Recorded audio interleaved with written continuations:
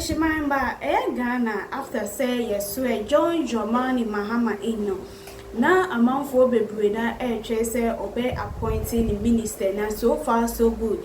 John Dramani Mahama and I'm quite so I was starting a war appointing a year the ministers. I just say a year at so far said a year finance minister and other people. So one more be a appointment. Now Ghana for Bebrina now omo adwin chair at the far a majority leader na Bebrina just say. The ayane de ebia omobesa akofa Haruna Idrusu emum ayede aba na so far appointment aba monte so chese Haruna Idrusu yede nako Minister of Education ana new update chese abeto ma police chese yes majority leader idea amount for that ye busa na ye penwunchim enede me de munchim ebremo a chese majority leader for NDC Americo no say there finally John Dramani Mahama ayina chese oye Mahama Ayariga and chese obey majority leader emunsem yekoti of the NDC in Parliament. We're seeing Deputy Whip, we're seeing the Chief Whip as well, all being handed ministerial positions. We've seen the majority leader as well being handed ministerial position. What is the NDC's plan going forward? Let's connect with Komla Kluche right now because we're getting the sense that some names are coming up strong. Komla, we're picking indications, Mahama Ayariga. What is the new majority leadership expected to look like? Well, it's not going to be held again by Dr. Kessel Atoforsi because we already know that he's moving to the Ministry of Finance once he's confirmed by the House. His vetting has already been done. His chief whip, Kwame Govin-Sagboja, is also moving from the release that we have just seen a short while ago, and also the deputy whip, or the first deputy whip, Ahmed Ibrahim, who is a Banda MP, is also been moved to the local government ministry, and so that's a massive shake-up. But yes, the NDC MPs were right in the decision they took not to touch the leadership until or pending the ministerial appointments. And so as we speak now, there are indications and from highly placed sources within the NDC majority in Parliament, Mahama Ayariga, has been consulted on this, and he's equally expressed his interest in this and has virtually a unanimous backing from the entire NDC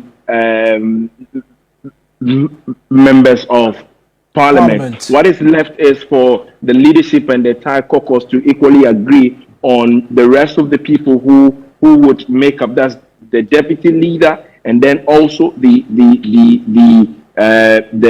chief whip, and then the first deputy whip as well as the second. We don't know whether Comfort Kujo Gansa would be maintained, but as we speak, with the exodus or the shake-up, it's very likely, and from all indications, Mahama Ayariga very much tipped to be the one to lead the majority or become the leader of government business with the movement of these very, very key individuals who form the leadership of the NDC caucus. There's one name we may have glossed over, and that's Kofi Boah, who is currently the deputy majority leader as well. You've mentioned the shake-up completely and the fact that there are consultations as to who becomes deputy majority leader. Is that suggestive he's also headed towards a ministerial role, hence his position as well will be vacant? We cannot confirm that in its entirety, but the indications are that there are a lot of considerations being done by His Excellency the President. He is a former Minister of Energy, a very, very, very astute one of the of course, and also a very competent one from all indications that we get. And until there's a release from the presidency confirming where he will be going next, we cannot say actually where he is going. But the indication is that yes, there will be a shake-up, and already we are beginning to see it. Once these individuals who form the leadership of the NDC majority move, then it means that there has to be a new leadership appointment by the NDC in Parliament. And so we can only wait. They are returning, I think, next week. And when they return, then we'll be able to get a clearer picture on who would be the majority leader, his deputy, the chief whip, and the two deputy whips as well. Right then, Komla, thank you very much. Komla is our presidential affairs correspondent, used to wear the hat in Parliament. That's why it's got still got a lot of details in relation to that. But there are other pressing matters currently at the seat of government committee. This afternoon, crunch meeting is currently underway at the Jubilee House between government and officials of the Ghana Education Service over the food supply crises faced by our public senior high schools, which is yet to commence despite a directive to evacuate food in warehouses at Tema to all senior high schools to satisfy the nutritional needs of senior high school students under the free senior high school policy. Feeding for some time now has been a major challenge for authorities, prompting the Conference of Heads of Assisted Secondary Schools to issue an advice to parents to let their children come to school with food like gari, shito, and sugar to supplement daily nutritional needs.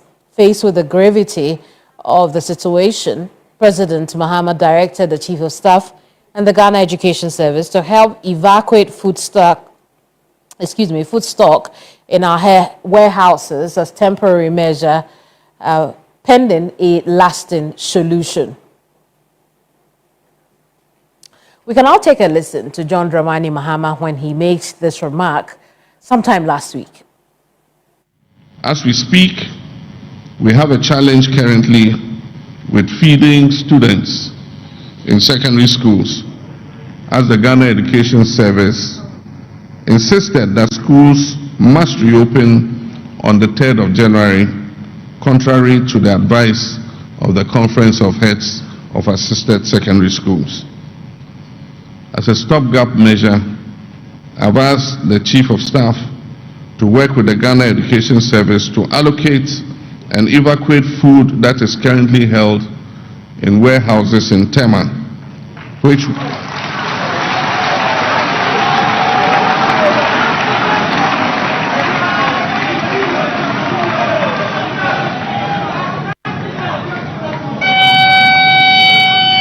this food was imported by the outgone government in response to the drought that occurred last year. But in this emergency, we need to use some of that food to feed our students so that education can continue.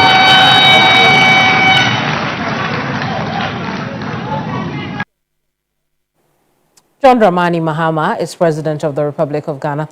Let's stay on the subject and talk to Dr. Peter Anti. He is the Executive Director of the Institute for Education Studies, IFES.